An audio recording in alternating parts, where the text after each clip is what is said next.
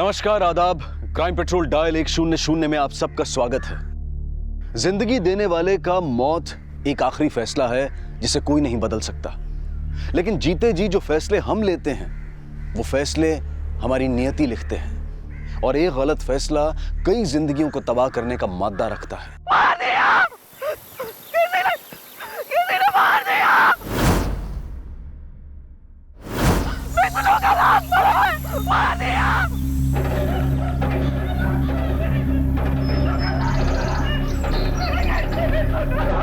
थोड़ी ढीली रखना चोट। हाँ बाबा।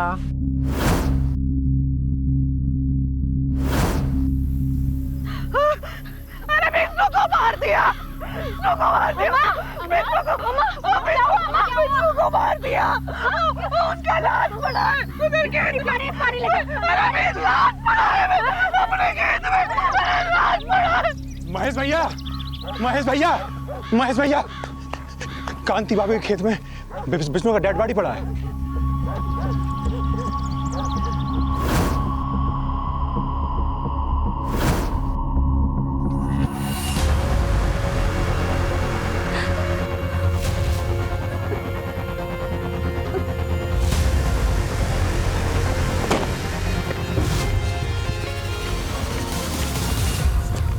हटे पीछे, हटे पीछे, हटे।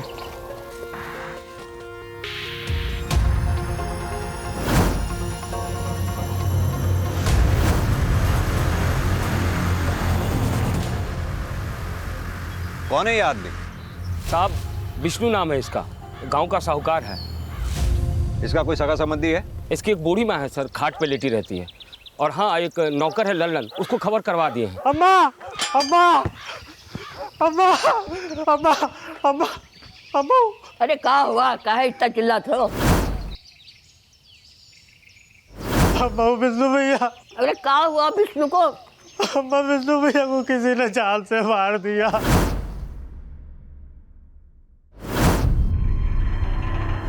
अम्मा। हे भगवान। सिर्फ आपने ही डेड बॉडी को देखा था या फिर कोई और भी था आपके साथ? हाँ साहब, सिर्फ हम ही देखे। सिर्फ देखे तो ये आपके कपड़ों पे खून कैसे लगा? वो साहब, सुबह को हम यहाँ घास काटने आए थे, पैर से टकरा कर गिर पड़े उनका बाड़ी पर। संभालो, बैठाओ, उन्हें पानी वानी पिलाओ।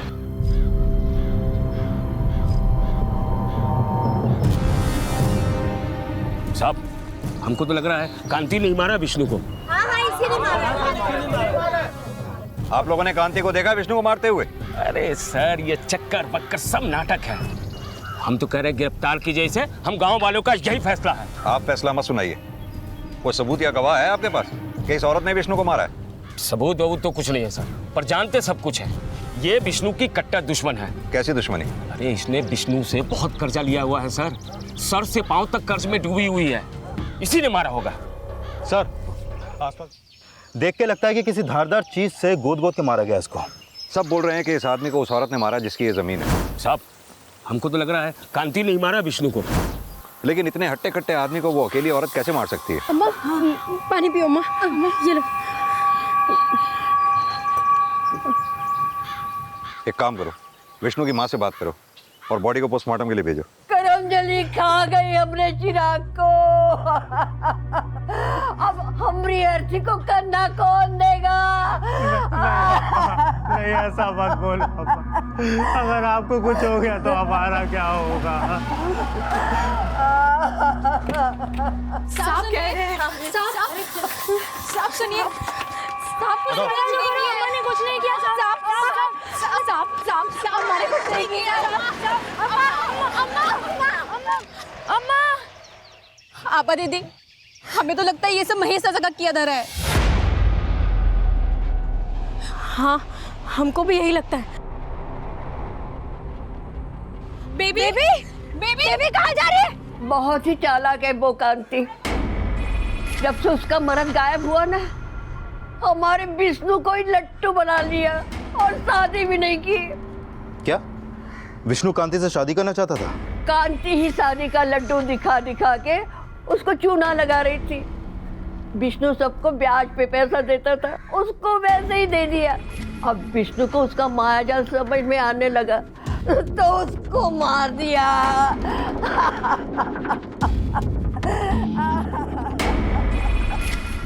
ना ना, इतना सब कुछ करने की जरूरत ना है। हाँ ठीक।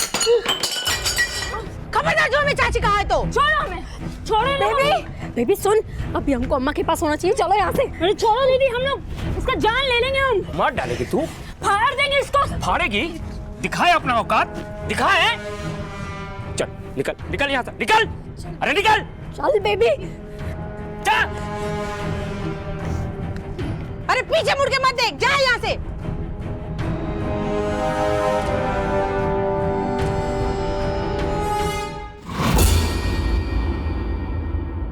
साहब, हमारा देवर महेश हमें फंसा रहा है।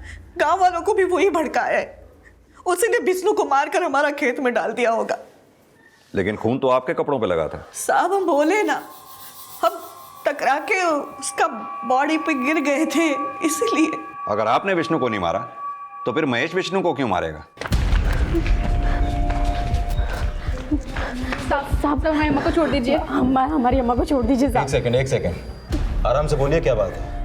साहब अम्मा ने कुछ नहीं किया, वो महेश चाचा उनको फंसा रहे हैं। हाँ साहब, हमारी अम्मा को छोड़ दीजिए। साहब हमारी 3 बेटियां हैं, हम काहे ऐसा पचड़ा मोल लेंगे? विष्णु को हमने नहीं मारा। लेकिन विष्णु की माँ ने तो आप पे ही शक जताया। आप विष्णु को शादी का झांसा दे देकर उसे पैसे ऐंठ रही थी। वो उसका गंदा नियत को शादी का नाम दे रही है। हम मानते हैं कि हमने विष्णु से कर्जा लिया था, पर बदले में वो चाहता था जो उस जैसा हर मर्द चाहता है। कहीं ऐसा तो नहीं विष्णु ने आपकी इज्जत पे हाथ डाला हो, इसलिए आपने गुस्से में आकर विष्णु का कत्ल कर दिया हो? देखिए जो भी है साफ साफ बताइए, हम रियायत बरतेंगे। ऐसा होता तो हम चुप नहीं रहते साहब। ये विष्णु के ना महेश के अलावा और कई दुश्मन है गांव में। ये हमें फंसाने की साजिश है। साहब गांव में हमारा कोई नहीं, अगर हम अम्मा के बगैर गए तो पता नहीं कितने लोग हमें बेच खाएंगे। तो हमारी अम्मा को छोड़ दीजिए साहब। ठीक है, फिलहाल आप जा सकती हैं, लेकिन हम जब तक ना कहें गांव छोड़कर जाइएगा नहीं। जी सर।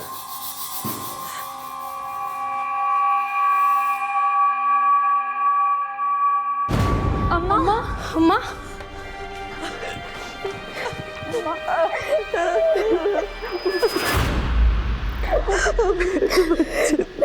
कैसे हो अम्मा? ठीक हो बेटे, चलो घर जल्दी।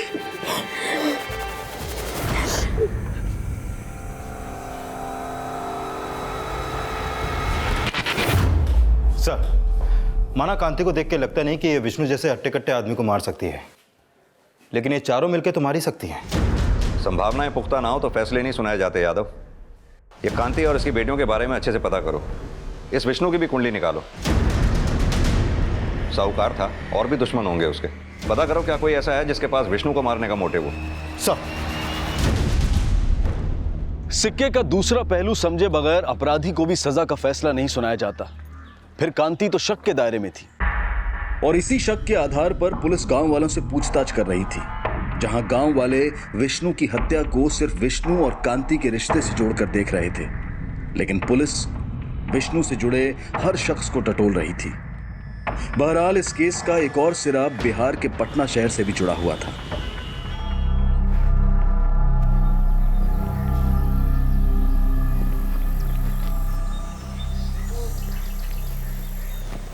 भाई एक चाय देना।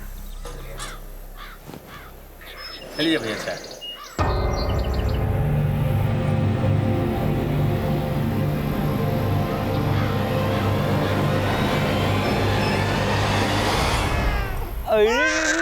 अरे कौन है भाई? अरे नहीं पहचाने का? अरे हम आपके बगल वाले गांव से। अरे शादी में आपके साथ फोटो भी खिंचवाए थे। नहीं पहचान रहे हैं? आप वकील बाबू ही हैं ना? हमें लेट हो रहा है, हम चलते हैं। अरे जाइए जाइए, बाद में मिल लेंगे। अभी हम पटना में ही है ना।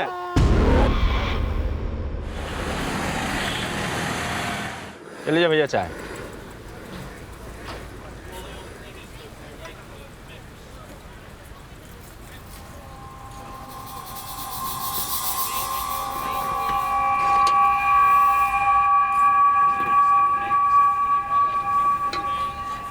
कहाँ से आए हो भैया?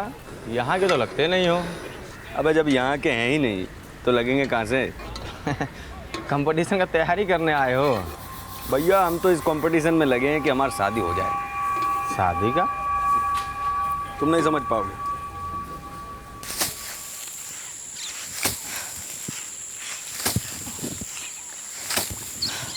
ओ अम्मा, खाना लगा रहे हैं, आ जाओ खाने। आ जाओ सब, आओ आओ जल्दी आओ।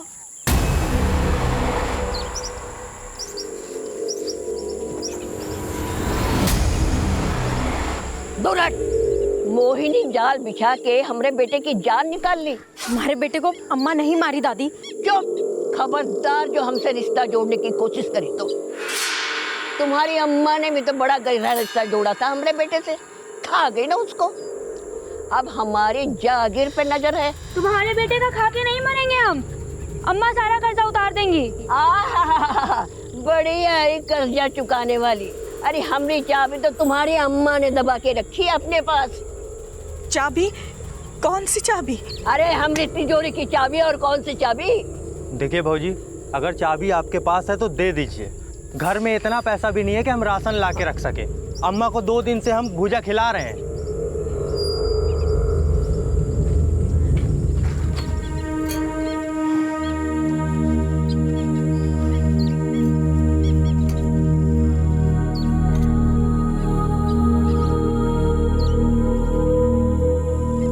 अम्मा, हमारे पास कोई चाबी नहीं है, ना ही विष्णु को हम मारे हैं। विष्णु को महेश ने मारा। सब महेश का विष्णु को मारने का मोटिव स्ट्रॉन्ग है, क्योंकि महेश और विष्णु का एक जमीन को लेकर झगड़ा चल रहा था। ये दोनों उस जमीन पर अपना हक जता रहे थे और उस जमीन का केस अभी तक कोर्ट में चल रहा है सर। यानी कि तुम ये कहना चाहते हो कि इसी वजह से महेश ने विष्णु को मारा होगा? नॉट श्योर, बट हो सकता है सर। और कांति को फंसाने के लिए महेश ने ही विष्णु की लाश कांति की जमीन पर फेंक दी होगी। और कांति को फंसाने में भी महेश का मोटिव है सर, क्योंकि कांति से महेश की भी बहुत पुरानी दुश्मनी थी। हमको तो लग रहा है कांति नहीं मारा विष्णु को। कैसी दुश्मनी? सर असल में महेश कांति का देवर है। 16 साल पहले कांति का पति अपना घर बार छोड़ के कहीं चला गया। उसके बाद महेश ने कांति को गांव के बाहर की थोड़ी सी जमीन देकर उसे घर से बाहर निकाल दिया और अपने पिता की पूरी जायदाद अपने नाम करवा ली। वो जायदाद जिसमें कांति और उसके 5 बच्चों का हक था। कांति के 5 बच्चे हैं? जी सर, लेकिन अभी 4 ही रह गए। कांति की बड़ी बेटी बेबा उसकी शादी के बाद ही गुजर गई थी। अब आभा, रितु और बेबी के बाद उसका एक 16 साल का बेटा है जो अपने मामा के पास पटना में रहता है।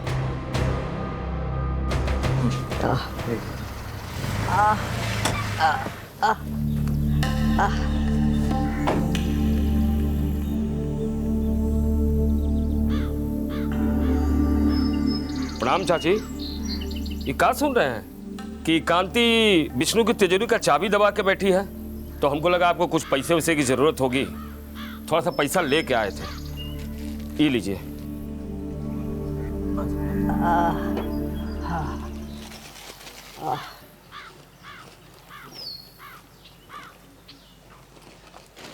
लल्लन जी।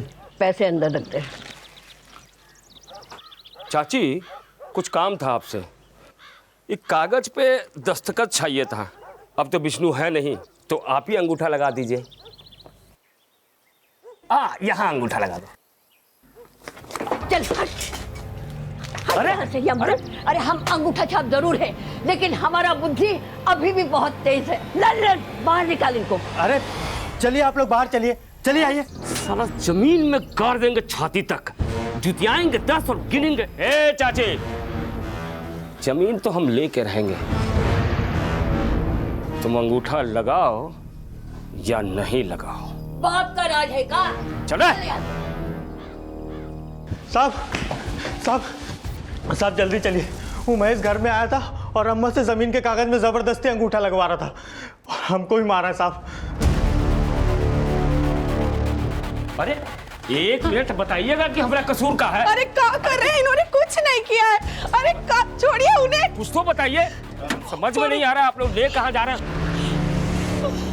अम्मा अम्मा अम्मा अम्मा, वो तिजोरी के चाबी मिल गया। पुलिस वाले बताए हमको विष्णु भैया के जनेऊ में बंधा हुआ था चाबी, और वो हमको दे दिए। अच्छा, ये लो आप रख लो। चाबी तो लेके आया, पर उस महेश का क्या किया? बोला कुछ? अरे हम सब बताए पुलिस वालों को। अब पुलिस वाले तो महेश को उठा के भी ले गए। साहब हमको काहे पकड़ के लाए हैं? वो तो विष्णु था जो जबरन हमारी जमीन पे कब्जा किया था। कब्जा तो उसने किया था साहब, और जबरन हमसे अंगूठा लगवाने आया था। हाँ, भले ही विष्णु हमारा दुश्मन था, लेकिन वो तो कांति का भी दुश्मन था। हमने नहीं सर, कांति ने मारा होगा उसे। दुश्मन तो सबसे बड़ा तू है कांति का। 16 साल पहले उसका हक छीन के उसे घर से बाहर निकाल दिया, फिर तुझे क्यों छोड़ दिया कांति ने? विष्णु को क्यों मारा? अब तो हमको भी यही लगता है, विष्णु को कांति ने नहीं, महेश ने मारा होगा। हमने नहीं मारा विष्णु को, कांति ने मारा होगा।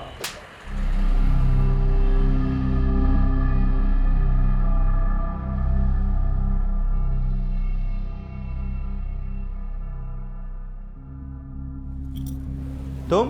हाँ हम। देखो अभी हमें बाहर जाना है, आप बाद में आइएगा।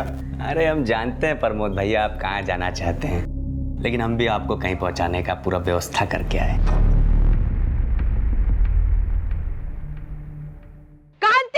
कांति बाहर निकल।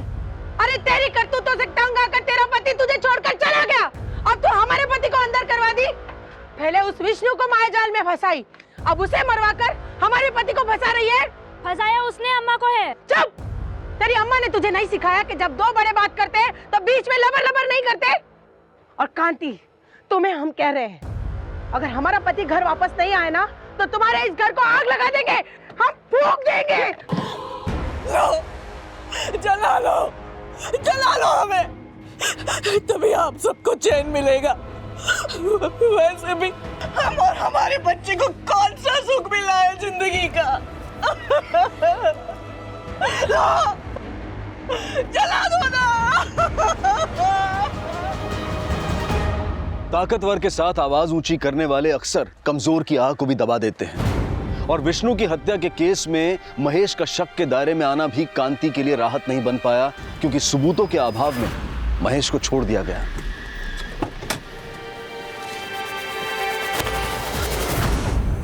और विष्णु की हत्या में उसके किसी और दुश्मन का भी कोई हाथ होने का क्लू नहीं मिल रहा था। इसी दौरान विष्णु की पोस्टमार्टम रिपोर्ट सामने आई। सर, ये विष्णु की पोस्टमार्टम रिपोर्ट। इस रिपोर्ट के मुताबिक उसकी हत्या उसी सुबह 4 से 5 बजे के बीच हुई जिस दिन हमें उसकी लाश मिली। और रिपोर्ट से पता चला है कि विष्णु की हत्या से पहले उसे कुछ नशीली चीज खिला के बेहोश किया गया था। उसके इंटेस्टाइन में खाने के ट्रेसेस मिले हैं जिसमें नशीली दवा मिलाई हुई थी। अगर विष्णु को बेहोश करके मारा गया है तो पॉसिबिलिटी है कि कांति ने ही विष्णु को मारा हो। लेकिन सर, अभी तक ऐसा कोई विटनेस नहीं मिला जिसने उन्हें साथ में देखा हो। अगर महेश और कांति नहीं तो फिर और कौन ऐसा हो सकता है जिसके पास विष्णु को मारने का मोटिव हो? 4 दिन के लिए अंदर का रहे, तुम अचरा हटा के घर के बाहर निकल कर नौटंकी कर रही हो। क्या लगा हमको पता नहीं है? पर हम तो चुप! तुम क्या सोच रही हो? ये तुम्हारे ड्रामा की वजह से पुलिस हमको छोड़ी है? हाँ? साला यहाँ कोई भी नहीं है जो हमारा बाल भी बांका कर सके।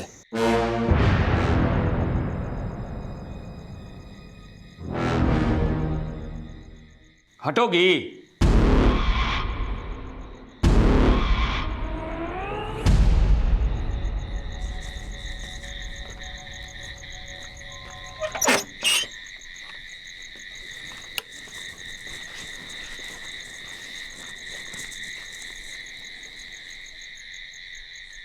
अरे कोई है रे? अरे पानी उन्हीं पटाया कि नहीं? रघु, सब साला कामचोर हो गया। एक तो घर में भी कचकच और यहां भी। कल ना सबको टाइट करते हैं। ये लोग बड़ा हो गया मनमौजी।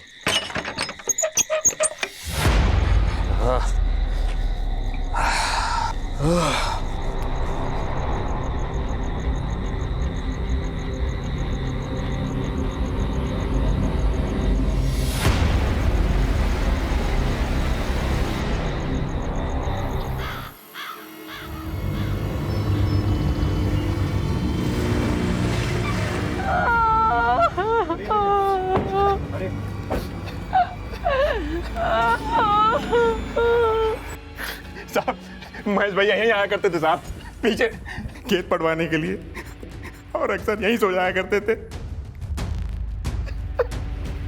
इसे मारा किसने होगा? वही कांति मारी साहब, कांति। आप लोगों ने कांति को मारते हुए देखा था? विष्णु को मारते हुए किसी ने नहीं देखा था, लेकिन मैं ही मारी है। अरे जीते जी ये भी यही बोलते रहे, लेकिन कोई नहीं सुना। तब उसे गिरफ्तार कर लीजिए, पकड़ लीजिए, उसी ने मेरे पति को मारा। बॉडी को पोस्टमार्टम के लिए भेजो, लोकेशन के आसपास अच्छी तरह से जांच करो और इस कांति को थाने लेके आओ। सब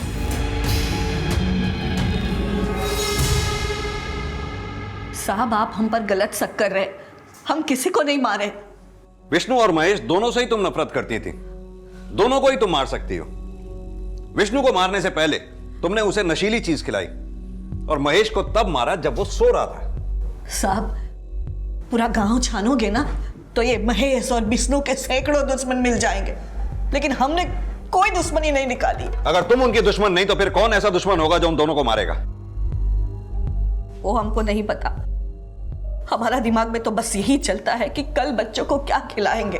हैसियत नहीं है हमारी, पर बेटा को पढ़ा रहे हैं बाहर। सब गरीब का दिमाग में रोटी चलता है, ये सब षड्यंत्र नहीं।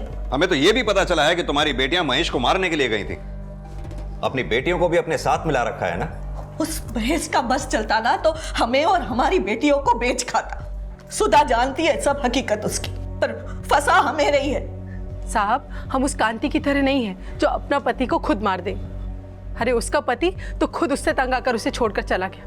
वो माँ बेटी सब एक जैसी हैं। आप हम पर झूठा इल्जाम लगा के कोई भी फैसला सुना सकते हो, पर हम ये स्वीकार नहीं करेंगे कि हम किसी को मारे हैं।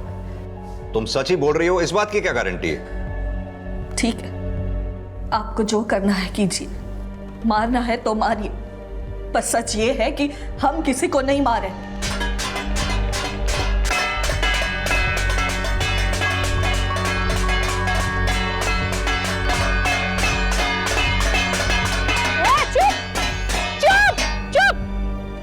ये तमाशा बंद करो, यहाँ पे हंगामा मत करना। उतर, चलो जाओ यहाँ से, चलो। गरीबों पे जुल्म पर रोक नहीं तो हमारे हंगामे पर भी रोक नहीं लगेगा। अम्मा को छोड़ दो, वरना उनके साथ हमें भी जेल में डाल दो। हाँ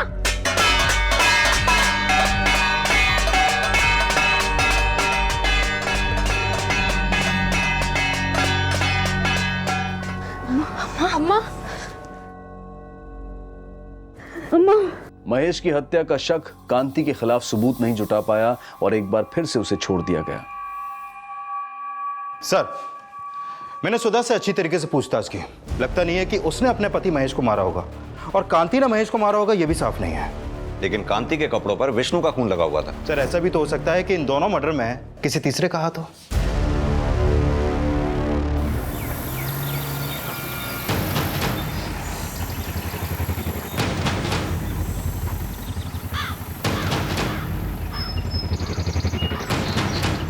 सर ऐसा भी तो हो सकता है कि महेश ने विष्णु को मारा हो और कांति को फंसाने के लिए विष्णु की लाश को कांति की जमीन पर फेंक दिया हो।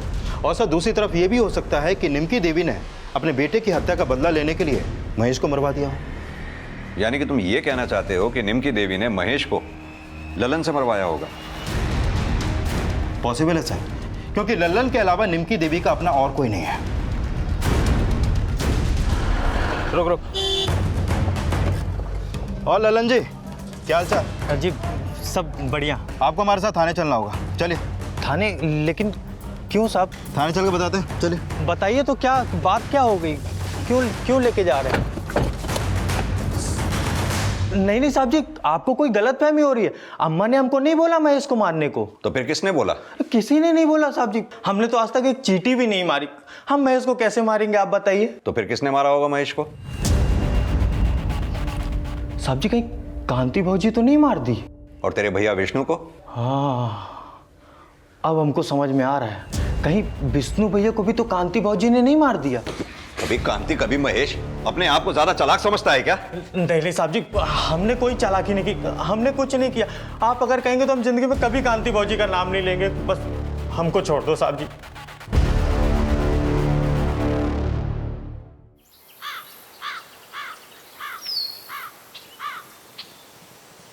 हाय बेबी, हाउ आर यू? हाँ बोलो, क्या चाहिए?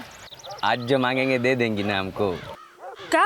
ए जीतू, क्या बात है? अरे चाची चाची प्रणाम। अरे ठीक है ठीक है। अरे चाची आशीर्वाद तो अच्छे से दे दो, बहुत ही बढ़िया चकाचक खबर लाए हैं आपके लिए। कैसा खबर? चाची बात थोड़ा प्राइवेट में होता तो ठीक होता। जो बोलना है तुम्हें यही बोलो। ऐसा है तो ठीक है चाची, आपका सब दुश्मन खत्म।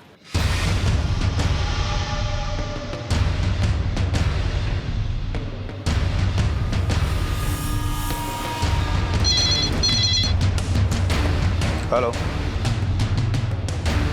क्या?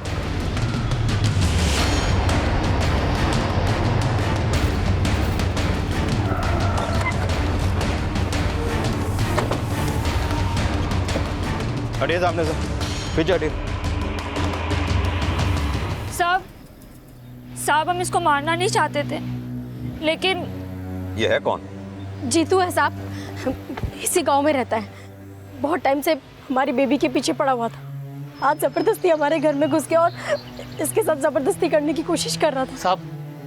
साहब ये मर्डर सेल्फ डिफेंस में हुआ है, हम खुद विटनेस किए थे। लेकिन इसे मारा किसने? हाँ हम सब ने। नहीं, सिर्फ हम मारे इसको। नहीं साहब, अम्मा झूठ बोल रही है। हम सब ने मिलकर कह रहे हैं ना साहब, सिर्फ हम मारे इसको। लेके चलो इन्हें। साहब हम कह रहे हैं ना, हम कह रहे हैं ये मैटर सेल्फ डिफेंस का है साहब। आप ये कोर्ट डिसाइड करेगी, हमें हमारी कार्रवाई करने दो। लेके चलो इन्हें। साहब नहीं, आपको जो कार्रवाई करनी है कर, हमारे नाती को बचा लीजिए। ये प्रमोद कौन है? हमारा दामाद, हमारी बड़ी बेटी का पति। बेटी का तो देहांत हो गया, पर बंटी हमारा नाती जीतू प्रमोद को मार के आया। आपका सब दुश्मन खत्म। क्या ये कहना क्या चाह रहे हो? अरे चाची देखिए, हम प्रूफ भी लाए। क्या है देखे तो, क्या लाया तू? ये रहा प्रूफ। मर गया आपका दुश्मन। देखो कांति चाची, आपका दुश्मन मर गया। अरे आंख बंद करा भैया, आंख। अरे देखो देखो देखो, बाप मर गया, बेटा सो रहा है। अरे उठ जाओ बेटा, पापा मर गया। सांस बंद। देखो चाची, अब हमको हमारी बहादुरी का इनाम दे दो, बेबी से हमारा शादी करवा दो। नीच, कौन बोला तुमको ये प्रमोद को मारने के लिए? कौन बोला? बंटी कहाँ है? उसको कुछ नहीं किए। कहाँ है वो उसको वहाँ उसके पापा का लाश के पास लाज में ही छोड़ के आ गए। वो भी मरेगा सड़ सड़ के कुत्ते की मौत। कुत्ता साला मर गया। नीच, उस मासूम बच्चे को लाश के पास छोड़ के आया। हाँ कमीने। ये चाची, इज्जत का फालूदा मत करो, इज्जत दे रहे हैं तो। अरे हम तुम्हारे लिए मर्डर किए, अपने ऊपर 302 लिए, और तुम हमारी को धो रही हो। हम जा रहे हैं अपनी बेबी को लेके। ए बेबी चलो। सर ये देखिए, इसका फोन तो डैमेज हो चुका है। कोई कहानी तो नहीं बना रहे ना आप लोग? नहीं साहब, हम सब सच कह रहे हैं। साहब हमारे नाती को बचा लीजिए। पटना में पता नहीं वो किस हाल में होगा। पटना में कहाँ है? वो तो जीतू ने नहीं बताया था, पर कोई लॉज में है ऐसा कहा था। कौन सी लॉज? लॉज का तो ये जीतू ने नहीं कुछ बताया, पर शायद उसके दोस्त लोगों को मालूम होगा। यादव, ये जीतू के दोस्तों से मिलो और पटना पुलिस से कांटेक्ट करो। सर। तिवारी सर, जीतू के फोन का डेटा निकलवाओ, पता करो उसमें वीडियोस थी भी या नहीं। Okay sir. संगीता, लेके चलो इसे। अरे साहब एक मिनट बोल रहे हैं ना, कुछ नहीं किया साहब। अरे साहब मैम, अम्मा ने कुछ नहीं किया साहब। अम्मा, चाची।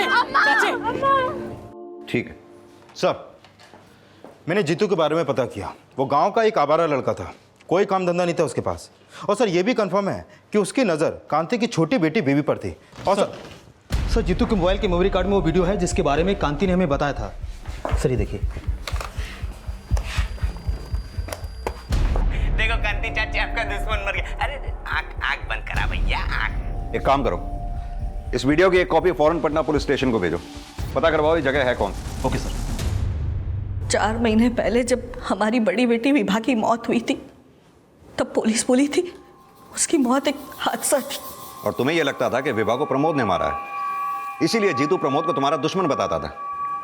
हाँ, हमें तो अभी भी लगता है प्रमोद ने ही हमारी बेटी को मारा, लेकिन हमें क्या पता था ये जीतू प्रमोद को मार देगा।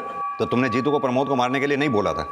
नहीं साहब, विष्णु और महेश को मारने के लिए बोला था। विष्णु और महेश की हत्या से हमारा कोई लेना देना नहीं है। लेकिन जीतू सीधा प्रमोद को मारकर तुम्हारे पास आया था, और यह भी हो सकता है कि तुमने जीतू को इसलिए मार दिया क्योंकि तुम्हें डर था कि तुम्हारा सच सामने आ जाएगा कि तुमने विष्णु और महेश को मारने के लिए जीतू की मदद ली थी। साहब, हमने किसी को नहीं मरवाया। जीतू को तो मारा ही है ना।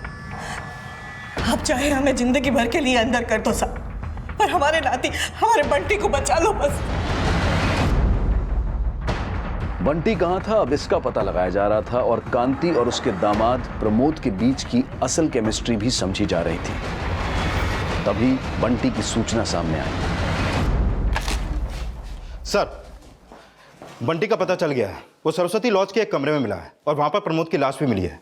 लॉज के पास एक चाय वाले ने पुलिस को इन्फॉर्म किया था सर। अभी बंटी को मेडिकल ट्रीटमेंट के लिए भेज दिया क्योंकि 8 घंटे भूखा रहने के बाद उसकी हालत खराब हो गई थी। और हाँ सर, मैंने प्रमोद के बारे में पता किया। कांति ही नहीं, प्रमोद भी कांति को अपना दुश्मन समझता था। क्यों? सर, प्रमोद शादी करना चाहता था आभा से, लेकिन कांति ने उसकी शादी करवाई अपनी बड़ी बेटी विभा से। और सर, ये भी पता चला है कि विभा की मौत जलने से हुई थी, और इसी बात को लेकर कांति ने प्रमोद पर मर्डर का एलिगेशन लगाया था। लेकिन इस केस को लेकर प्रमोद को क्लीन चिट मिल गई थी सर, लेकिन कांति को लग रहा था कि उसकी बेटी को जस्टिस नहीं मिला, और इसी केस को लेकर प्रमोद की बड़ी बदनामी हुई और उसकी वकालत छूट गई। तो प्रमोद इसी वजह से कांति से नफरत करता था? जी सर। तो सर, हो सकता है कि कांति से बदला लेने के लिए प्रमोद ने ही विष्णु को मारा हो, और फिर उसकी लाश को उसने ही कांति की जमीन पर फेंका हो। पता करो विष्णु की हत्या के समय ये प्रमोद था कहां पर। सर, कांति की बेटी और वेद वकील लेके आए हैं कांति की जमानत के लिए।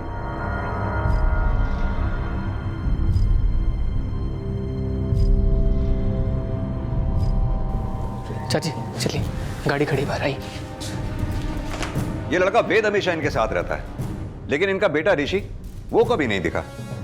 तुमने बताया था कि ऋषि पटना में अपने मामा के साथ रहता है। जी सर। सर, एक मिनट, प्रमोद का मर्डर पटना में हुआ और कांति का बेटा ऋषि भी पटना में ही रहता है। तुम्हारे कहने का मतलब है कि प्रमोद के मर्डर में ऋषि का हाथ हो सकता है? Yes sir. तो फिर तो विष्णु और महेश के मर्डर में भी ऋषि का कोई ना कोई कनेक्शन हो सकता है। बुलाओ इस ऋषि को, इसी से पूछताछ करते हैं। सर।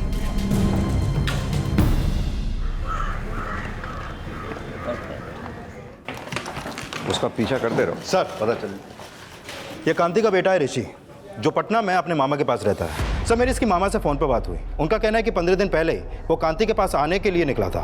ये कांति के भाई का नाम क्या है? बुलन।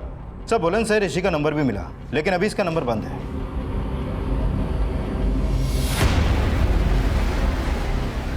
साहब, हमें नहीं मालूम कि बुलन झूठ काहे बोल रहा है कि ऋषि 15 दिन पहले यहाँ आया था। तो ऋषि यहाँ नहीं आया था? नहीं साहब, हमें तो लगा कि वो उसके मामा के यहाँ पटना में ही होगा। तो आपकी 15 दिन से ऋषि से कोई बात ही नहीं हुई है? नहीं साहब। कुछ छिपा तो नहीं रही ना? हम काहे कुछ छिपाएंगे साहब। साहब, उल्टा हमें ऋषि की फिक्र हो रही। हमारा इकलौता बेटा है साहब, उसे ढूंढिए। हमें नहीं मालूम बुलन झूठ क्यों बोल रहा है। हम झूठ नहीं बोल रहे हैं साहब। ऋषि 15 दिन पहले ही कांति के पास जाने की बातें बोलकर घर से निकला था, और हमने कांति को फोन भी किया था कि ऋषि गांव जा रहा है। हम झूठ नहीं बोल रहे हैं साहब। बुलन ने फोन किया था, पर उसने ये नहीं बताया था कि ऋषि गांव आ रहा है। ये पता करने के लिए ऋषि की तलाश की जा रही थी, और तभी ऋषि से जुड़ी कुछ अहम जानकारियां सामने आई। सर, मैंने ऋषि के बारे में पता किया। 6 महीने पहले तक ये कांति के साथ ही रहता था, और जब तक वो यहाँ था आए दिन विष्णु और महेश का नुकसान करके अपनी माँ की दुश्मनी की भरपाई करता था।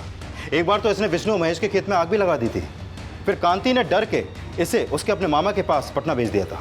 और सर, ये भी पता चला है कि 15 दिन पहले ऋषि का फ़ोन गांव के पास बंद हुआ था, और पटना के एक बस ड्राइवर ने भी ऋषि की फ़ोटो आइडेंटिफाई की है। यानी 15 दिन पहले ऋषि गांव पहुंचा तो था, लेकिन गांव में ऐसे किसी ने देखा नहीं। ऋषि 15 दिन पहले पटना से गांव आने के लिए निकलता है, लेकिन वो यहाँ पहुँचता नहीं है। उसके ठीक 2 दिन बाद विष्णु का मर्डर हो जाता है, और विष्णु के मर्डर के ठीक 1 हफ्ते बाद महेश का मर्डर हो जाता है। याद अब होना हो, इन मर्डर से ऋषि के गायब होने का कोई ना कोई कनेक्शन जरूर है। सर, कहीं ऐसा तो नहीं कि इन दोनों मर्डर में ऋषि का हाथ हो और अब कांति से बचा रही है?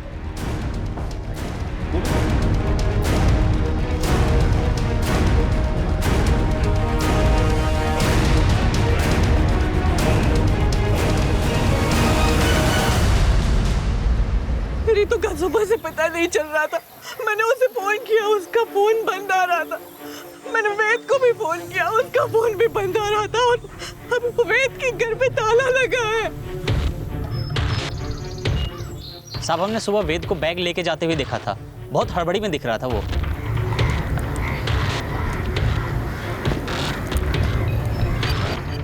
सर, वेद के गायब होने का चक्कर रितु के मर्डर से ही है। इन सारे कांड के पीछे भी वेद का ही हाथ है। अगर वेद ने ये सारे कांड किए हैं तो फिर ऋषि के गायब होने का इससे क्या कनेक्शन है? और वेद ऋतु को क्यों मारेगा? सर, हमने ऋतु और वेद को कॉल रिकॉर्ड चेक किया। उन दोनों के बीच कल सुबह फोन पर बात हुई थी, लेकिन उसके 1 घंटे बाद से ही दोनों को फोन स्विच ऑफ है। हो सकता है वो दोनों भागने वाले हों और कांति ने उन्हें देख लिया हो। लेकिन सर, कांति तो खुद उन दोनों की सगाई करवाने वाली थी और वो चाहती थी कि दोनों की शादी हो जाए। कांति क्या चाहती थी क्या नहीं, ये तो तभी पता चलेगा जब ऋषि और वेद हमारे हाथ लगेंगे।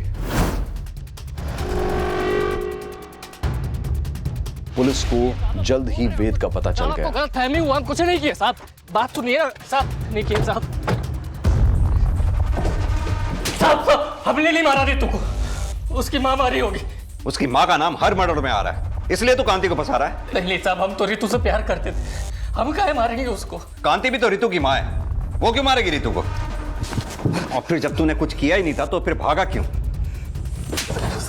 तुम्हारा फोन बंद होने से पहले तुम्हारे और रितु के बीच में बातचीत हुई थी, क्या बात हुई थी? साहब हम और रितु भाग के शादी करने वाले थे। कांति तो खुद ही तुम्हारी और रितु की शादी करवाने वाली थी, फिर भागने की क्या जरूरत थी? अब रितु चाहती थी कि हम भागे।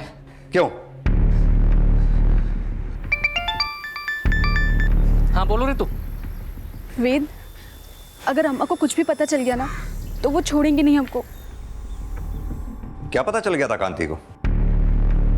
सर, पता चला है कि जिस दिन ऋषि पटना से गांव आया था, उस रात गांव के बाहर नदी के किनारे एक लाश जलाई गई थी। लाश थी किसकी और जलाने वाला कौन था? उस दिन हम खेत में थे, तब हमारे भाई भुलन ने फोन पे बताया ऋषि गांव आ रहा है। उस दिन फिर बहुत देर तक वो नहीं आया तो हम उसे ढूंढने बस स्टॉप की तरफ गए, लेकिन रास्ते में ही हम समझ गए थे कि विष्णु और महेश ही मारे होंगे। हम सोचे कि अगर हम आपके पास आए तो भी वो खुद को छुड़ा लेंगे, इसलिए इसलिए विष्णु जब हमारे पास सूद का पैसा मांगने आया तो हम बोले कि पैसा तो नहीं है हमारे पास, पर हम तुम्हें वो दे सकते हैं जो तुम चाहते हो। और इसीलिए जानबूझकर उसे सुबह सुबह खेत में अकेले मिलने बुलाया। अरे रुको, पहले ये प्रसाद लाई हूँ मैं आपके लिए। प्रसाद? हाँ। ये किस लिए? लेकिन हम ना यहाँ आने से पहले मंदिर गए थे। हमने सोचा कितने साल लग गए इस चीज़ का फैसला लेने में, तो भगवान का आशीर्वाद हो तो। चलो ठीक है।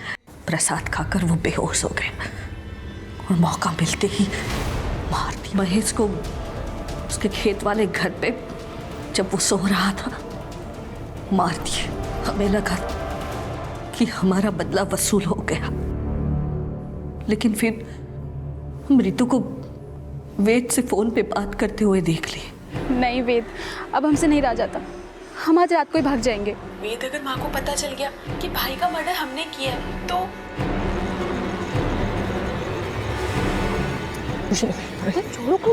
कोई नहीं देखे। रितु, ये क्या हो रहा है?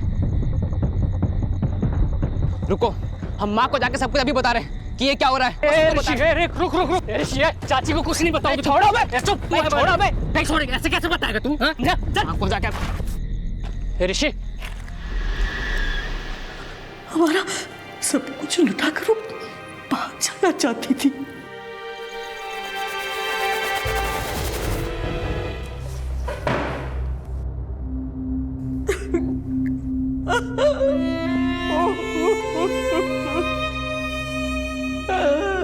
जो फैसले आवेश में आकर लिए जाते हैं वो कभी भी सही साबित नहीं होते।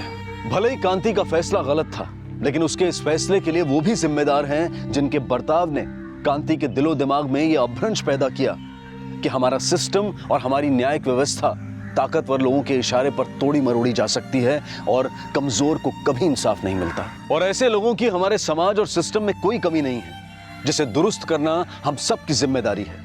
लेकिन गलत के साथ गलत करना कभी भी सही हल नहीं हो सकता। जिनकी जिंदगी संवारने के लिए कांति ने जिंदगी भर जद्दोजहद की, उन सब की जिंदगी तबाह हो गई कांति के एक गलत फैसले से। 1 2 3 4 5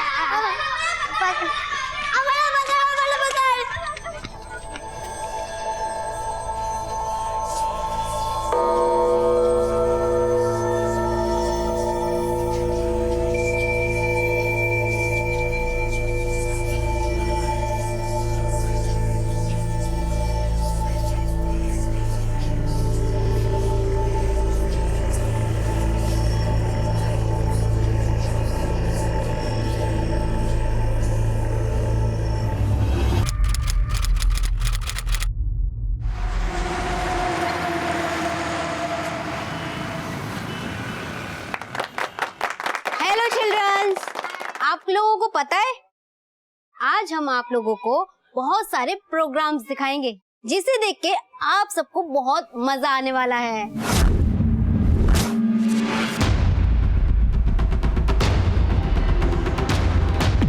अरे कहा ना मैंने आई। नहीं नहीं नहीं, सोनम बेटा, शादी नहीं करनी है मुझसे और इस लड़के से तो बिल्कुल नहीं। अगर मैं कुणाशी लग्न करायचंय तुला? हाँ। अरे पहले अपने आप को देख। अरे ये तीसरा रिश्ता लाई थी मैं तेरे लिए। अगर तू शादी नहीं करेगी तो इस घर में नहीं रहेगी, समझी? ठीक है, अगर ऐसी बात है तो नहीं रहना मुझे इस घर में। जा रही हूँ मैं इस घर को छोड़ के। बेटा सोनम, पर उससे शादी नहीं। सोनम बेटा। तो उसकी शुरुआत करते हैं हरी से।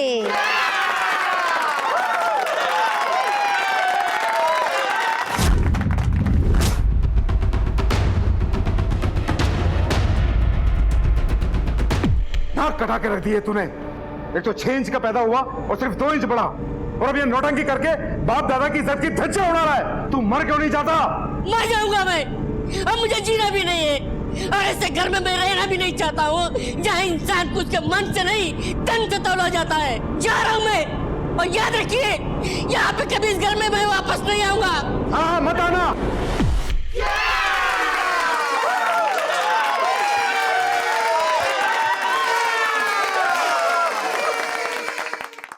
अब बारी है आरिफ की।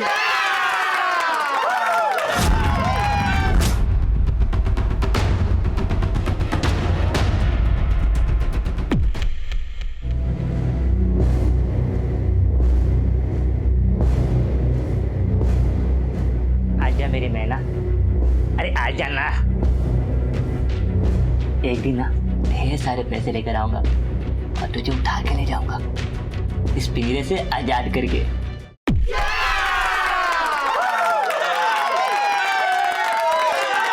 अब एक बहुत इंटरेस्टिंग सी चीज आने वाली है जो लेकर आ रहे हैं विठल।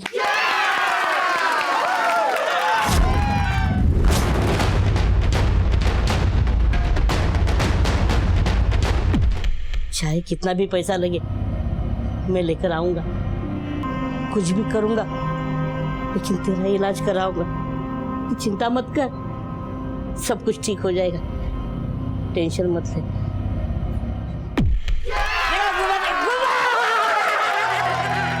बुरा जो देखन मैं चला बुरा न मिलया कोई, जो मन देखा अपना मुझसे बुरा न कोई। दूसरों के ऐब, दूसरों की खामी को खोजते हुए हम अक्सर ये भूल जाते हैं कि इस दुनिया में कोई भी इंसान संपूर्ण नहीं होता। हम सब की जिंदगी में अक्सर ऐसे मकाम आते हैं जब हमें हीन भावना का शिकार बनाया जाता है, हमारी कमजोरियों, हमारी खामियों को उछाला जाता है, उनका मजाक उड़ाया जाता है। इंसान को कद काठी, रंग रूप, हैसियत और धर्म के तराजू में तोला जाता है, और ऐसा करते हुए हम ये भूल जाते हैं कि किसी के अंदर हीन भावना के बीज को बोकर हम उसकी आत्मा को खोखला कर रहे हैं, उसके घाव को कुरेद रहे हैं। जिंदगी एक संघर्ष है जहां हर कोई अपनी लड़ाई लड़ता है, लेकिन कुछ लोग ऐसे भी हैं जिनकी लड़ाई, जिनका संघर्ष कभी नहीं खत्म होता है।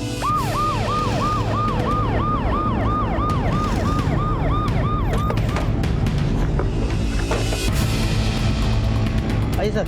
यहीं पे मोहल्ले के बच्चे खेल रहे थे, उन्होंने ही सबसे पहले इस बच्चे की लाश अलमारी के अंदर देखी। बॉडी को बाहर निकाल। हो सर। ये तो बौना आदमी है।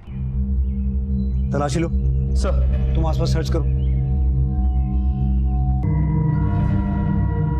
साहब, है चाहता और आरिफ बागवान लीला है, शायद इसका ही नाम हो।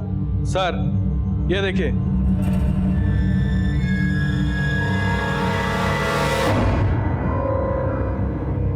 शायद इसे यही मारा गया और इसकी लाश को घसीटकर वहां अलमारी में छुपाया गया।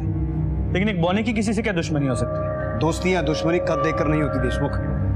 और सवाल ये है कि ये बौना यहाँ आया क्यों होगा? और देखो इसकी कोई मिसिंग कंप्लेंट दर्ज हुई है क्या? जी सर।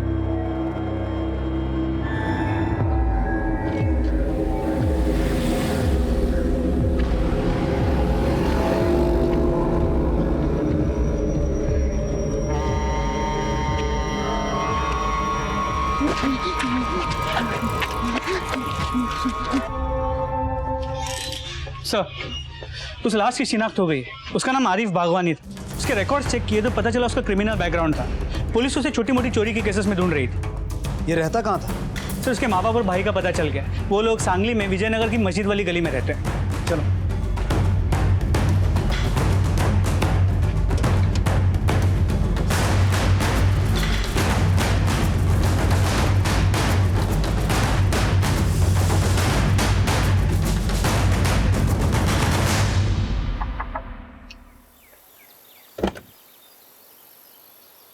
ये आरिफ बागवान का घर है? जी साहब, मैं उसका बड़ा भाई हूँ। क्या आरिफ का कत्ल हो गया? पता था साहब मुझे, जिस रास्ते पे वो चल रहा था ना, उसका यही अंजाम होना था एक दिन। मतलब? नौकरी के लिए बहुत धक्के खाए साहब उसने, लेकिन किसी ने उसे काम नहीं दिया। सब लोग उसका मजाक उड़ाते थे। फिर तंग आकर उसने अपना दिमाग गलत कामों में लगा लिया। जाने क्या चलता था उसके दिमाग में। हर रोज एक नया बखेड़ा। और उस दिन तो भाई, पुलिस, थोड़ा संभाल लेना भाई।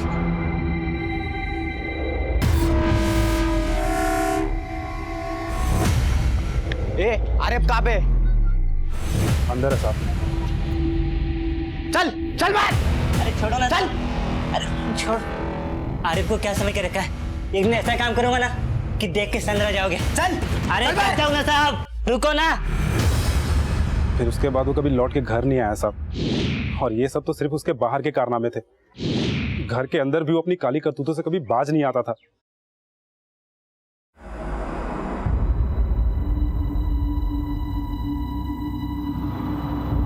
क्या झांक रहा अंदर?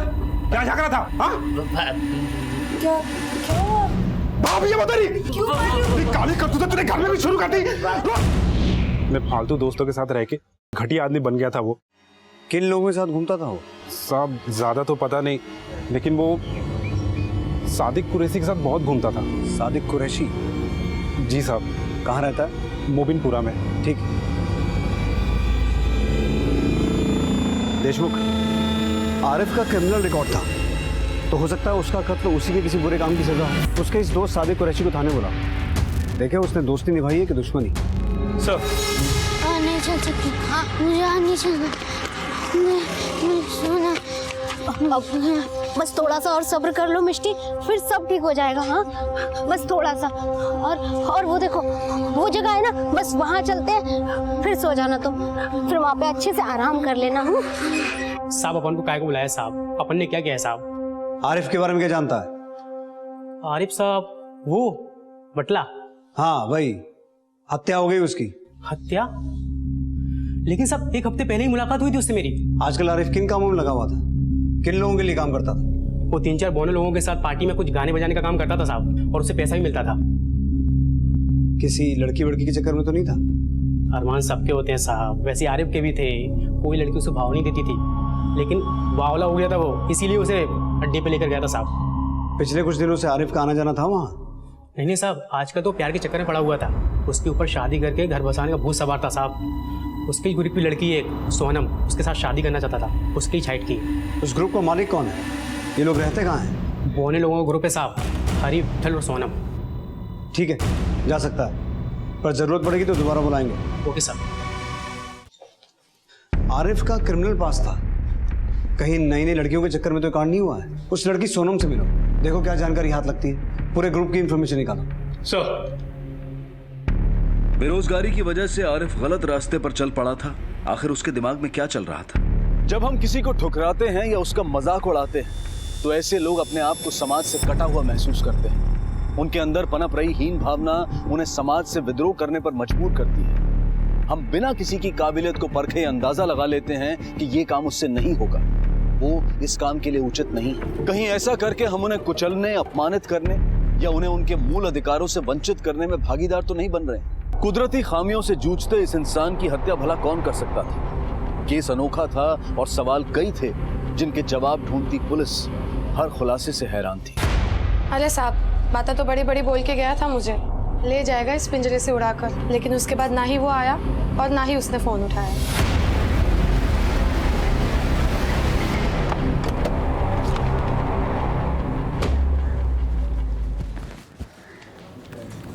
इसकी 3 प्रिंट आउट निकालो। सर, आरिफ की पोस्टमार्टम रिपोर्ट, इसके मुताबिक उसके सर के पीछे किसी भारी चीज से वार किया गया।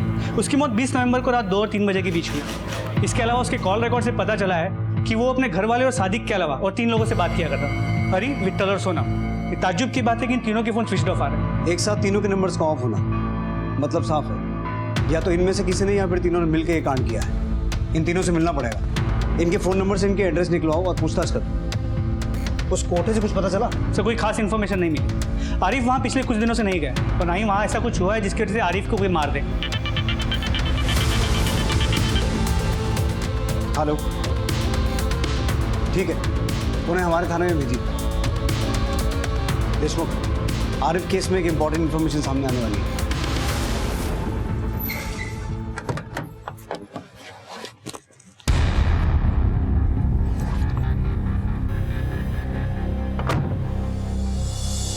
साहेब, माझा नवरा विठ्ठल 2 दिन से गायब है साहब, फोन भी नहीं लग रहा उनका। मुझे पता चला है कि उनका साथी आरिफ, उसका कत्ल हो गया है साहब। मैं ये शिकायत उधर करने गई थी, उन लोगों ने मुझे यहाँ भेज दिया साहब। ये रहा साहब उनका फोटो। आप इन सबको पहचानती? हाँ हाँ साहब, मैं पहचानती। ये हरी है साहब, ये आरिफ है साहब, हमारा नवरा है साहब, और उसके बाजू में जो लड़की है ना साहब, वो सोनम है। ये सब लोग ना बर्थडे पार्टी में नाच गाने का काम करने जाते थे साहब। इन सब का आपसी रिश्ता कैसा था? मतलब आपस में कोई झगड़ा या कोई अनबन? सबका तो पता नहीं साहब, पर एक बार ना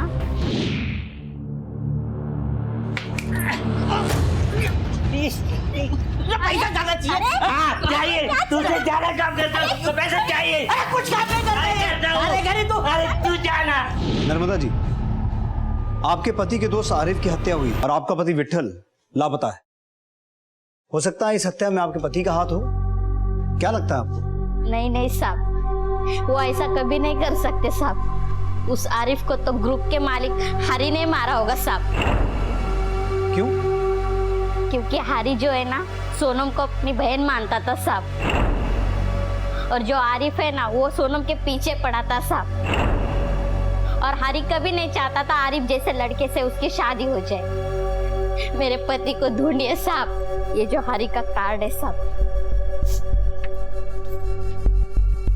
ठीक है, आप जाइए, अगर हमें कोई इन्फॉर्मेशन मिली तो हम आपको इत्तला करेंगे।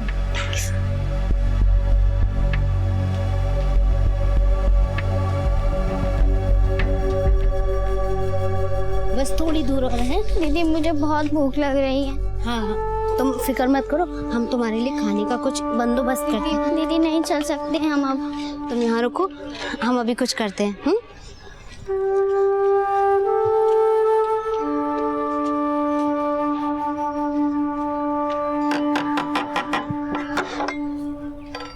क्या है? दीदी, आप प्लीज हमारी मदद कीजिए ना।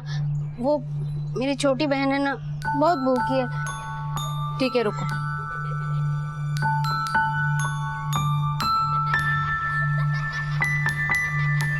ये लो।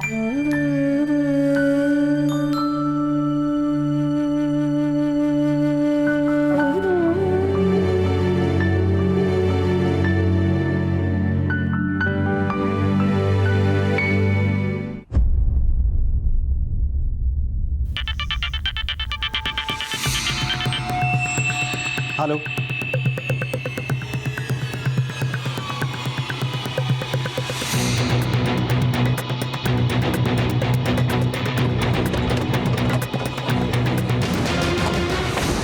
पीछे हटो, पीछे हटो, पीछे हट जाओ।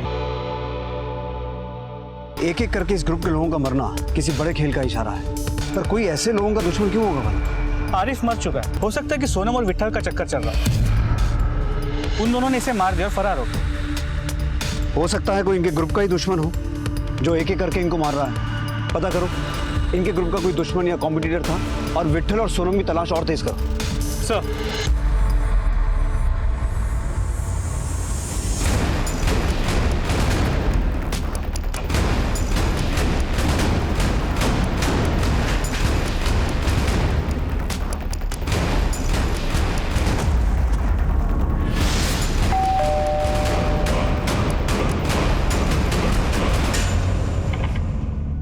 लगता है घर पे कोई नहीं है। हरी पाटिल, सोनम कुदमकर। सुनिए। हाँ साहब। आप इसी बिल्डिंग में रहते हैं? हाँ सर, मैं वर्ती तीसरा मारा रहता। ये हरी और सोनम कहाँ हैं? सर रहते तो यही है, हरी और सोनम, पर पता नहीं बहुत दिन से देखा नहीं। आप इन लोगों को पहचानते हैं? हो ना साहब, ये हरी है और ये सोनम है साहब, ये भाई बहन है। एक मिनट साहब, एक हफ्ता पहले और एक कांड हुआ था। अरे अकल वकल नहीं आ रही तुझे? अबे साले बहुत पिटेगा, इतनी मार मारेंगे ना कुत्ता बना देंगे तुझे।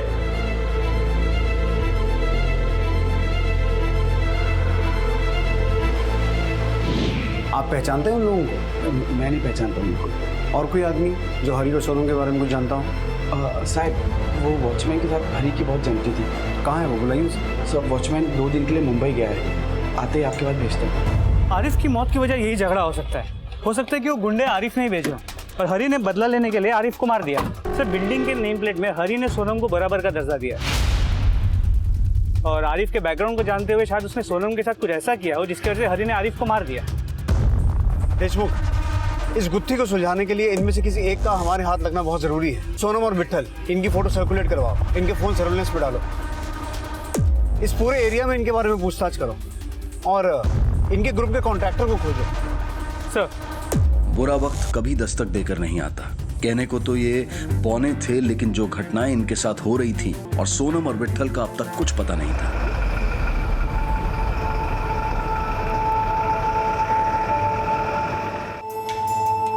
साहेब, हा चेतन, हरीच्या बिल्डिंगचा वॉचमॅन। नमस्कार साहब। बोल। साहब हरी मुझे हर 15-20 दिन में लिफाफा कुरियर करने को देता था। कहाँ भेजता था? साहब ये सब उसकी पावती।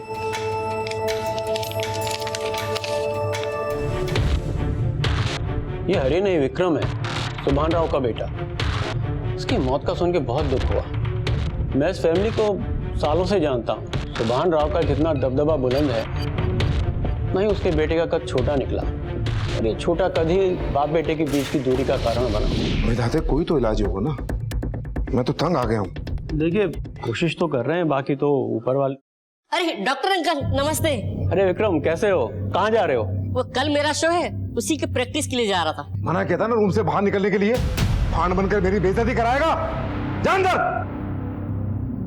विक्रम का कद बढ़ाने के लिए सुभान राव ने कोई इलाज, कोई तरीका नहीं छोड़ा।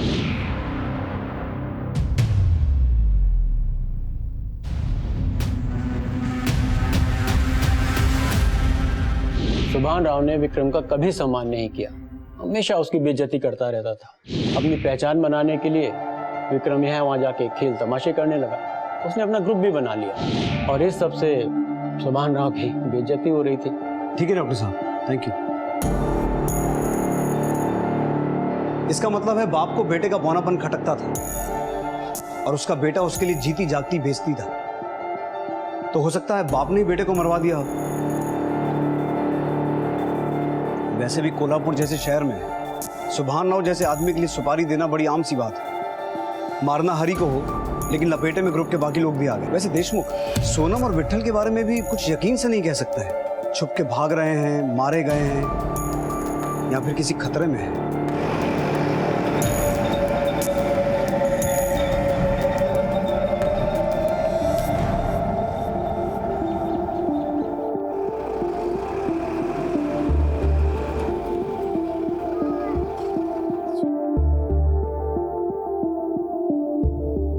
थैंक यू दादा, आपने हमारी मदद की।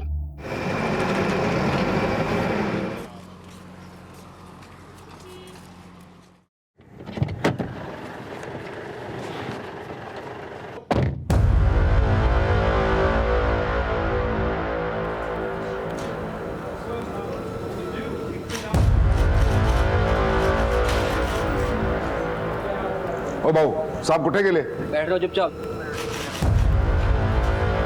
मुझे यहाँ क्यों बुलाया है?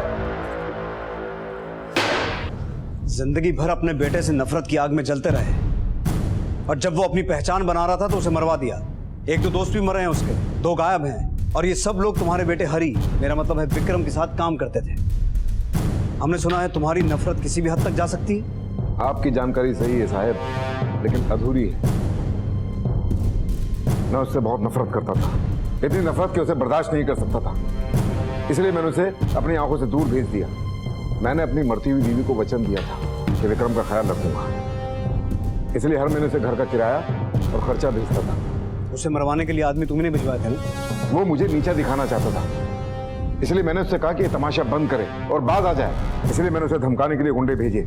2 दिन पहले मुझे उसका फोन भी आया।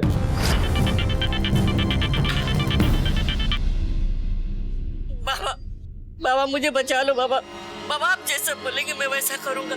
आप बोलेंगे तो मैं घर से कदम तक बाहर नहीं रखूंगा बाबा। मुझे मेरे दोस्तों को बचा लो बाबा। तो वो कहाँ? फिर क्या हुआ? उसने कहा कि मुझे गाड़ी भेज दो, लेकिन लोकेशन मैं बताऊंगा। उसके बाद ना उसका फोन आया और ना ही मैंने उसे कोई कांटेक्ट किया। लेकिन तुम्हारी इस कहानी पे हम यकीन कैसे करें? अगर आपको ये कहानी लगती है तो हकीकत क्या है ये आप ही मुझे बता दो। वो नंबर दो जहां से उसने फोन किया था।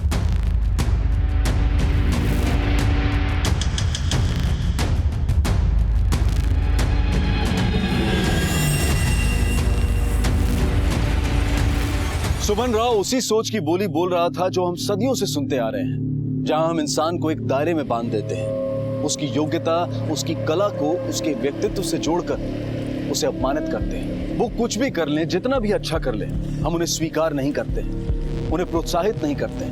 और जब ऐसे लोग अपनों से, अपने घर से ठुकराए जाते हैं तो उन्हें घर की चारदीवारी को छोड़कर घर के बाहर सहारा ढूंढना पड़ता है। हम सब ने स्कूल में चिल्ला चिल्ला कर यह संकल्प लिया था कि मैं अपने सभी देशवासियों के साथ शिष्टता का व्यवहार करूंगा, पर क्या हम अपनी उस प्रतिज्ञा का पालन कर रहे हैं? क्या हम एक बेहतर समाज बनाने में अपना योगदान दे रहे हैं? क्या हम दूसरों के मान सम्मान की परवाह करते हैं? आखिर कौन था इसका जिम्मेदार? वो फाइल कल शाम तक वहां पहुंचनी चाहिए। मैंने अभी फोन किया, अभी तक वो फाइल पहुंची नहीं है। सर जाओ। विट्ठल, हरी और सोनम के कॉल रिकॉर्ड, इन तीनों की किसी सूरज नाम के आदमी के साथ कई बार बात होती थी।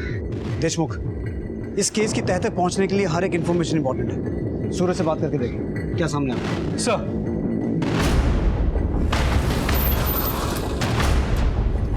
सूरज को डरा तो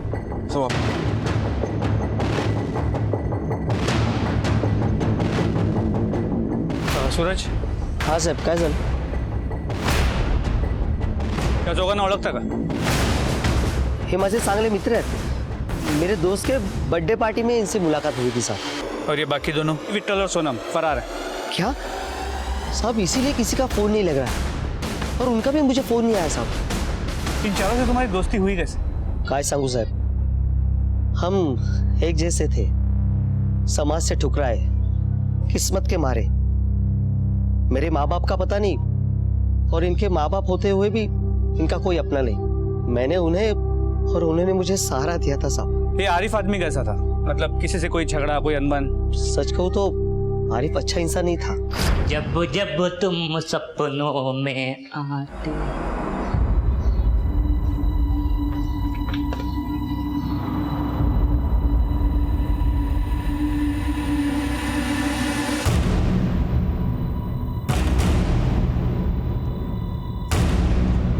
क्या कर रहा है ये?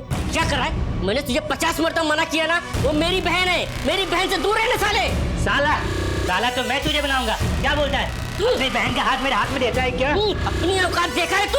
अब मैं तुझे अपने परिवार के जैसे मानता हूँ और तू बार बार वही हरकतें करता है। चल निकल यहाँ से। अरे दोबारा मेरे बीच में आना नहीं। अरे क्या हुआ क्या? अरे इसको समझाओ, इसको मैं अपने घर के जैसा, अपने परिवार के जैसा मानता हूँ। ये साला मेरी बहन पर नजर रखता है। बाहर की गंदगी बाहर रख, समझा ना? निकल यहाँ से। देख लूंगा तुम दोनों भाई बहन को ना, देख लूंगा, छोड़ूंगा नहीं तुम लोगों को। निकाल, फिर देख लेना। इतना सब कुछ हो जाने के बाद हरी ने तो आरिफ को ग्रुप से निकाल दिया होगा। भाई साहब, हरी के लिए तो उसका ग्रुप ही परिवार जैसा है और वो किसी के बिना नहीं रह सकता था। और आरिफ ने भी दूसरे दिन माफ़ी मांगी तो हरी ने भी उसे माफ़ कर दिया। ठीक है, अगर इनमें से कोई भी तुम्हें कांटेक्ट करे तो सबसे पहले हमें इन्फॉर्म करना। ठीक है सर।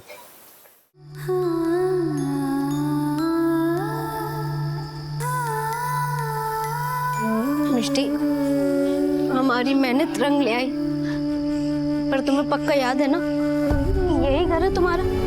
हाँ यही है। तो फिर जाओ और मुझे माफ कर देना। जो कुछ भी हो उसे भूल जाना। तुम नहीं आओगी दीदी, तुम भी चलो ना मेरे साथ। तुम जाओ।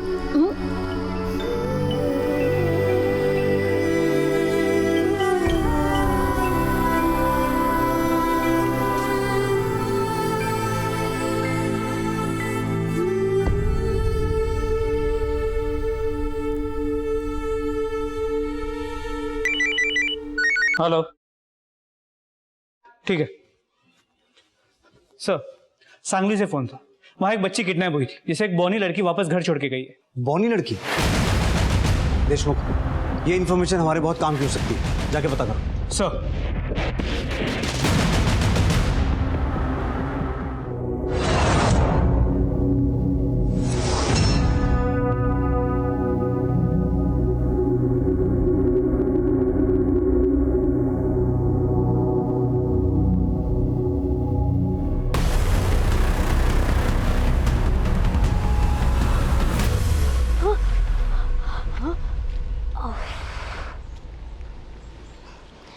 तुमने तो डरा ही दिया। चलो अब मुझे अपने साथ ले चलो।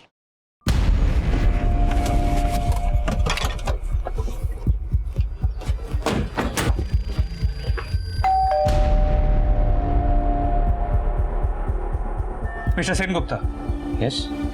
आपसे कुछ बात करनी।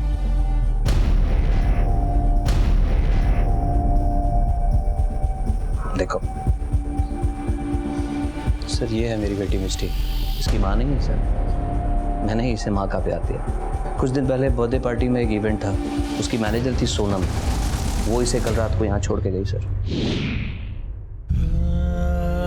मिष्टी, मिष्टी, कहाँ चली गई थी मेरी बच्ची? तुम यहाँ आई कहाँ से? कैसे पहुंची यहाँ अब? दीदी। कौन दीदी बेटा? वो तो चली गई। मेरी बच्ची। चल बेटा अंदर चल। सोनम, बेटा तुम्हें पता है तुम्हें उठा के कौन ले गया था? क्या वो इनमें से कोई था? मुझे कौन ले गया वो मुझे नहीं पता, लेकिन सोनम दीदी ने मुझे घर छोड़ा था। सर दरअसल कुछ दिन पहले मिष्टी का 8th बर्थडे था। हम लोगों ने घर में ही एक छोटा सा ऑर्गेनाइज किया था। एक इवेंट कंपनी को बुलाया था प्रोग्राम के लिए, ताकि ये खुश रह सके। Happy birthday to you, happy birthday dear Mishti. अच्छा ओके मिष्टी बेटा, देखो सबको बहुत तेज भूख लग रही है, अब जल्दी से केक कट करो। मैं भी केक नहीं काटूंगी। क्यों? मैं पहले सबके साथ फोटो खिंचवाऊंगी। ठीक है, आज बर्थडे गर्ल की सारी बात मानी जाएगी, जल्दी से फोटो खिंचा लो।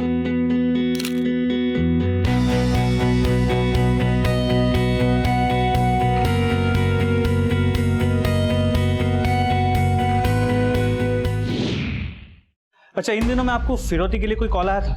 नहीं सर, ऐसा कोई कॉल नहीं है। ठीक है।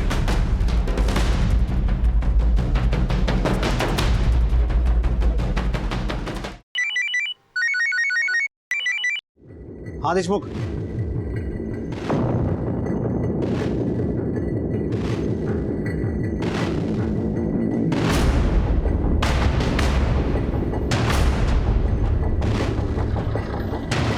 आइए सर, मैंने ही आपको फ़ोन किया था। इधर देखो, लाश पड़ी है।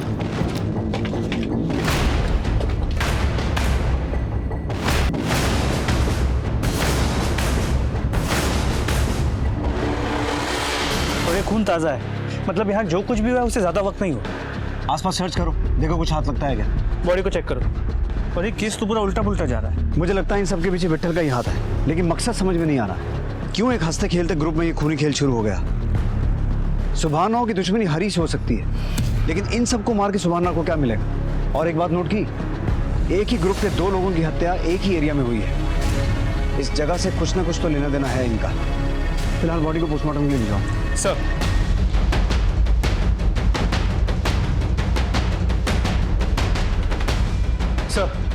हाँ सर, आपका शक सही निकला। वो बॉनी लड़की सोनम ही थी जिसने मिष्टी को उसके घर छोड़ा था। और सर, आपने उस दिन नर्मदा के दिए गए बयान पे गौर किया?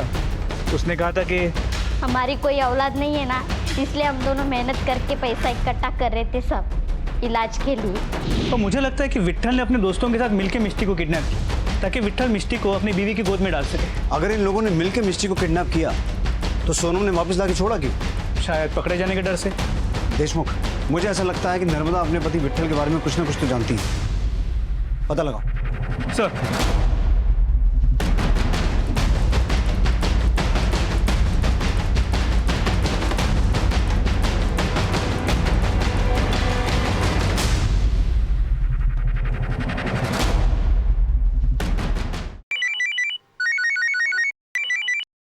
हाँ देशमुख। हाँ सर, आपका शक सही निकला। नर्मदा के घर पे ताला लगा हुआ है। ये नर्मदा विट्ठल के साथ मिलकर कहीं भागने के चक्कर में है। अपनी टीम को अलर्ट करो, इन्हें पकड़ना बहुत जरूरी है। और इनके घर पे भी नजर रखना। जी सर। चलो।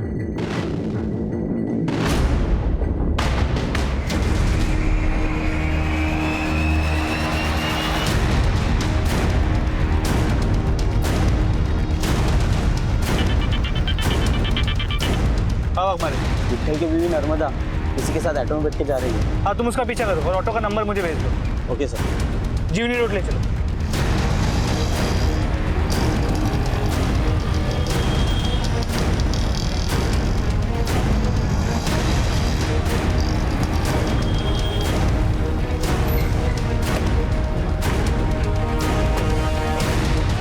उतरा खाली, उतरा खाली। ये विट्ठल। ओ साहेब, साहेब आमचीच मुलगी आहे साहब। सीप में मोती की तरह हमने इसकी परवरिश की थी, लेकिन इसकी तकदीर के आगे हमने हार मान ली। हाँ साहब, लेकिन उसने हार नहीं मानी साहब। भले ही वो कद में छोटी थी, लेकिन सपने बहुत बड़े थे साहब उसके। आई बाबा। अरे ये बक आई। आई। आई तुला माहिती आहे काय झालं? मैं पास हो गई। अगं काय सांगतेस काय? आई, मैंने अपना फैशन डिजाइनिंग का कोर्स पूरा कर लिया। अरे वाह, छान। और अब देखना, मेरा भी एक बुटीक होगा, सोनम बुटीक। बाप होने के नाते मैं ही शादी के लिए जिद कर रहा था उसे, लेकिन वो शादी के लिए बिल्कुल तैयार नहीं थी साहब। ये बहुत अच्छा लड़का है। कैसे अच्छा है आई? हाँ, ऐसे लड़के से शादी कर लूं ताकि मेरी संतान भी मेरी ही तरह हो, जो खुल के जी भी ना सके। नहीं आई, मैं पहले फैशन डिजाइनर बनूंगी और अपने सपने पूरे करूंगी, उसके बाद एक अच्छा लड़का देख के शादी करूंगी। देख सुनो बेटा, तू जैसा चाहती है ना वैसा लड़का नहीं मिलेगा तुझे। हे बक सोनम, अगर तू शादी नहीं करेगी तो इस घर में नहीं रहेगी, समझी? तो नहीं रहना मुझे इस घर में। जा रही हूँ मैं इस घर को छोड़ के। सोने बेटा। मेरी बच्ची। संभालिए अपने आप, आप जा सकते हैं।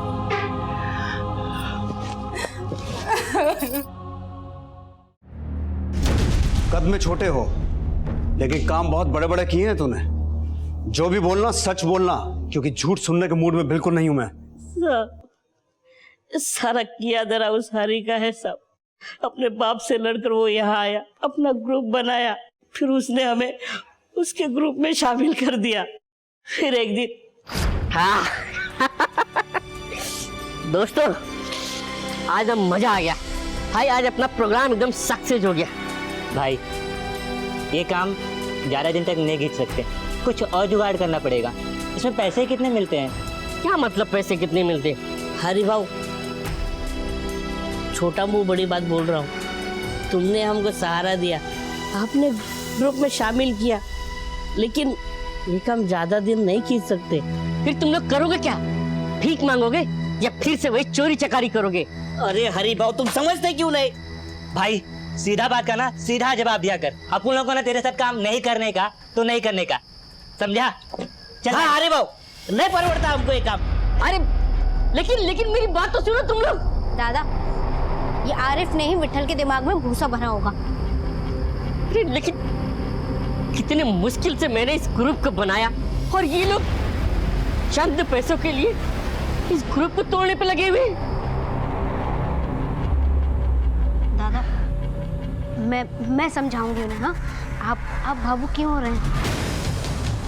कुछ भी हो जाए मैं इस ग्रुप को टूटने नहीं दूंगा।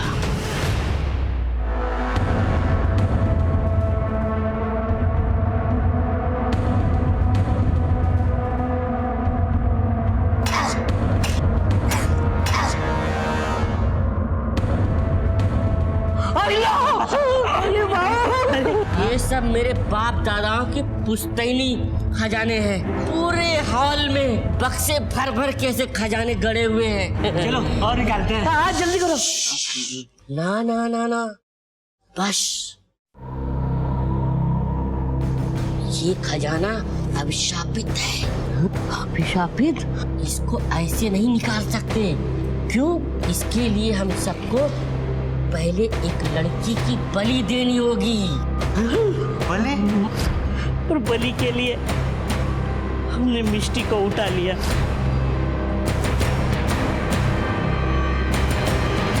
क्या कर रही है? ये सब क्या पागल बने? देख नहीं रही हूँ, उसके बलि चढ़ा रहा हूँ। आप होश में तो हो? सूरज इस बच्ची को उठाओ और अभी ले चलो। अरे मजनू छोड़ उसे। अरे छोड़ यहाँ से। तू बीच में मत पड़। मत पड़। नहीं छोड़।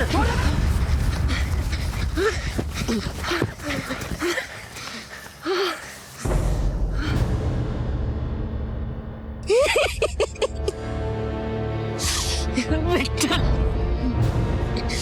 मेरी बदकिस्मती मेरी कद से भी ज्यादा बड़ी है विठल। मैंने ये सब झूठ बोला था सिर्फ तुम सबको अपने साथ रखने के लिए, ताकि एक अपराध के डर से तुम सब मेरे साथ में रहो।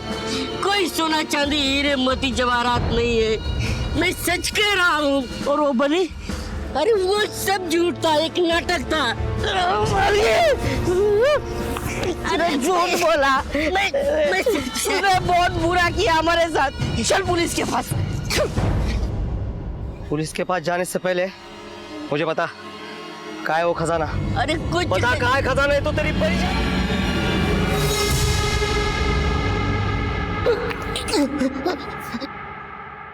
देशमुख बोल बोल। सोनम से मैं प्यार से बात करता था, वो मुझे पसंद करने लगी थी। उसके सपनों का नॉर्मल आदमी वही था। वो मेरे अंदर अपना जीवन साथी ढूंढ रही थी। सोनम ने मुझे बताया था कि हरि के पास खजाना है। मैं उसके बातों में आ गया तो मैंने तय किया कि मैं पहले खजाना लेके जाऊंगा। आरिफ के मरने के बाद सोनम भी मिष्टी को लेके चली गई। हरि और विठल भी चले गए। मैं उन दोनों को ढूंढ रहा था साहब। तभी मैंने नर्मदा को बोला कि अगर तुम्हें फोन आए तो मुझे बता देना। तभी विठल ने नर्मदा को कांटेक्ट किया और उसने मुझे बताया साहब। मैं वहां पहुंचा, हरि ने मुझे, पर क्या मालूम पहले से ही हरि ने खजाना निकाल लिया होगा। हाँ। अब फांसी के फंदे पे लटकते हुए ढूंढना खजाना